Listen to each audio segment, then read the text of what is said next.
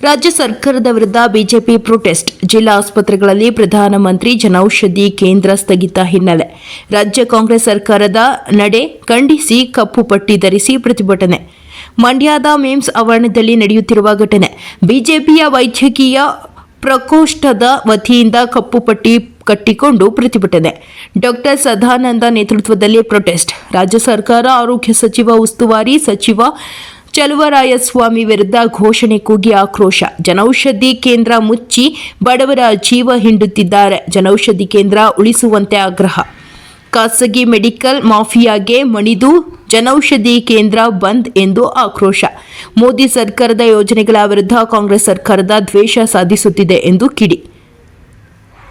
ದ್ವೇಷದ ರಾಜಕಾರಣ ಬಿಟ್ಟು ಬಡವರಿಗಾಗಿ ಜನೌಷಧಿ ಕೇಂದ್ರ ಉಳಿಸುವಂತೆ ಆಗ್ರಹ. ಪ್ರತಿಭಟನೆಯಲ್ಲಿ ಬಿಜೆಪಿ ಮುಖಂಡ ಸಿದ್ದರಾಮಯ್ಯ, ಡಾಕ್ಟರ್ ಮಂಚೇಗೌಡ, ಬೇಕ್ರಿ ಅರವಿಂದ್, ಮಂಜುನಾಥ್, ಸಿದ್ದರಾಜು ಸೇರಿ ಹಲವರು ಭಾಗಿ.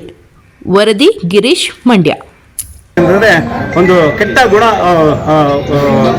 ಕಳಪೆ ಗುಣಮಟ್ಟದ ಔಷಧಿಯಿಂದ ಸರಬರಾಜು ಆಗಿದೆ ಅಂತ ಸಾಬೀತಾಗಿದೆ. ಅದರಲ್ಲಿ ನಮ್ಮ ಶರಣ್ ಪ್ರಕಾಶ್ ಪಾಟೀಲ್ ಅವರು ಹೇಳ್ತಾರೆ, ನಾವು ಉಚಿತವಾಗಿ ಎಲ್ಲರಿಗೂ ಔಷಧಿಯನ್ನು ಕೊಡ್ತೀವಿ ಅಂತ ಹೇಳ್ತಾ ಇದ್ದಾರೆ. ಈ ಒಂದು ಸಾವಿಗೆ ನೇರವಾಗಿ ಏನೋ ಒಂದು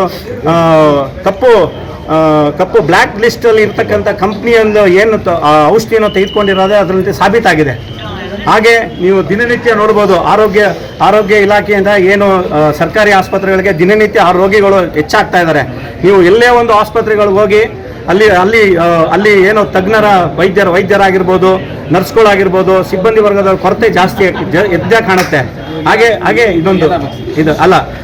ಅದು ಹೇಳ್ತಾ ಇದ್ದೀನಿ, ಯಾವ ಥರ ಅವರು ಭ್ರಷ್ಟಾಚಾರ ತಾಂಡವಾಡ್ತಾ ಇದೆ ಅನ್ನೋದನ್ನ. ಇದು CAG ರಿಪೋರ್ಟ್ ಪ್ರಕಾರ ಡಿಸೆಂಬರ್ 2004 ಪ್ರಕಾರ ರಾಜ್ಯಾದ್ಯಂತ ಒಂದು ಔಷಧಿ ಏನು ಸರಬರಾಜು ಮಾಡಲಿಕ್ಕೆ ಅದು ಆಗದೇ ಇಲ್ಲ, ಸರಬರಾಜು ಕುಂಠಿತವಾಗಿದೆ ಅಂತೇಳಿ ವರದಿ ರಿಪೋರ್ಟ್ ಆಗಿದೆ. ನೀವು ಯಾರಾದರೂ ಒಬ್ರು ಇಲ್ಲಿರ್ತಕ್ಕಂಥವ್ರು ಜಿಲ್ಲಾ ಆಸ್ಪತ್ರೆಗಳಿಗೆ ಹೋಗಿ, ಜಿಲ್ಲಾ ತಾಲೂಕು ಕೇಂದ್ರಗಳಾಗಿ, ಪ್ರಾಥಮಿಕ ಕೇಂದ್ರಗಳಿಗೆ ಹೋಗಲಿ, ಎಲ್ಲದರಲ್ಲೂ ಅಲ್ಲಿ ಏನು ಒಂದು ತುರ್ತು ಘಟಕಕ್ಕೆ ಹೋದರೆ ಅಲ್ಲಿ ಬೇಕಾಗಿರ್ತಕ್ಕಂಥ ಮೂಲಭೂತ ಸೌಲಭ್ಯಗಳಾಗಿರ್ಬೋದು, ಹಾಗೆ ಅಲ್ಲಿ ಔಷಧಿಗಳು ಬೇಕಾಗಿರ್ತಕ್ಕಂಥದ್ದು ಯಾವುದೂ ಸಿಗೋದಿಲ್ಲ ಅಂತ ಒಂದು ಸರ್ಕಾರ ಈ ಥರ ಆಗಿದೆ.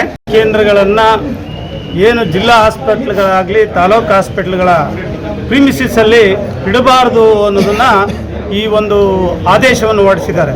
ಯಾಕೆಂದರೆ ಇದು ಕೇಂದ್ರ ಸರ್ಕಾರದ ಯೋಜನೆ. ಇವತ್ತು ಬಡ ರೈತರಿಗೆ, ಬಡ ಜನಕ್ಕೆ ಅನುಕೂಲ ಆಗ್ತಾಯಿತ್ತು, ದೀನ ದಲಿತರಿಗೆ ಅನುಕೂಲ ಆಗ್ತಾಯಿತ್ತು. ಈಗ 300 ರೂಪಾಯಿ ಇದ್ದಂಥ ಮಾತ್ರೆ ಜನೌಷಧಿ ಕೇಂದ್ರದಲ್ಲಿ 30 ರೂಪಾಯಿಗೆ ಸಿಗ್ತಾಯಿತ್ತು. ಇದು ಪ್ರಧಾನಿ ನರೇಂದ್ರ ಮೋದಿ ಅವರು ಕೊಟ್ಟಂಥ ಒಂದು ಕೊಡುಗೆ. ಇದನ್ನು ಇಲ್ಲಿ ರಾಜ್ಯ ಸರ್ಕಾರ ಒಂದು ದ್ವೇಷಮಯ ವಾತಾವರಣದಲ್ಲಿ ಇದು ಕೊಟ್ಟರೆ ಎಲ್ಲಿ ನರೇಂದ್ರ ಮೋದಿ ಅವರ ಹೆಸರು ಜಾಸ್ತಿ ಇದಾಗ್ತದೋ ಅಂಥೇಳಿ ಅದನ್ನು ತಡೆ ಹಿಡಿಲಿಕ್ಕೆ ಈ ಒಂದು ಜಿಲ್ಲಾ ಕೇಂದ್ರ, ತಾಲೂಕು ಕೇಂದ್ರಗಳಲ್ಲಿ ಯಾವುದೇ ಒಂದು ಜನೌಷಧಿ ಇದನ್ನು ಕೇಂದ್ರಗಳಿರಬಾರ್ದು ಅನ್ನುವಂಥ ತೀರ್ಮಾನವನ್ನು ಮಾಡಿದ್ದಾರೆ. ಇದೊಂದು ದ್ವೇಷದ ರಾಜಕಾರಣ. ಹಾಗಾಗಿ ಕೇಂದ್ರ ಸರ್ಕಾರ 3400 ಮಾತ್ರೆಗಳನ್ನು ಕೊಟ್ಟಿದೆ, ವಿವಿಧ ಮಾತ್ರೆಗಳನ್ನು. ಅದು ಬಡ ಜನತರಿಗೆ, ದೀನದಲಿತರಿಗೆ ತಲುಪಲಿ ಅಂತ ಅದನ್ನ ಇವತ್ತು ಇವರು ತಡೆ ಹಿಡಿತಾ ಇದ್ದಾರೆ. ಅದೇ ರೀತಿ 24 ಸರ್ಜಿಕಲ್ ಎಕ್ವಿಪ್ಮೆಂಟ್ಸ್ನ ಕೊಟ್ಟಿದ್ದಾರೆ, ಅದನ್ನು ಕೂಡ ಇವತ್ತಿಗೆ ರಾಜ್ಯ ಸರ್ಕಾರ ತಡೆ ಹಿಡಿತಾ ಇದೆ. ಈ ಒಂದು ರೀತಿಯ ದ್ವೇಷದ ವಾತಾವರಣವನ್ನು ನಿರ್ಮಾಣ ಮಾಡಿ ರಾಜ್ಯ ಸರ್ಕಾರ ಇದನ್ನು ತೆಗೆದುಕೊಳ್ಳುವಂಥ ನಿರ್ಧಾರ ತಪ್ಪು ಅಂತ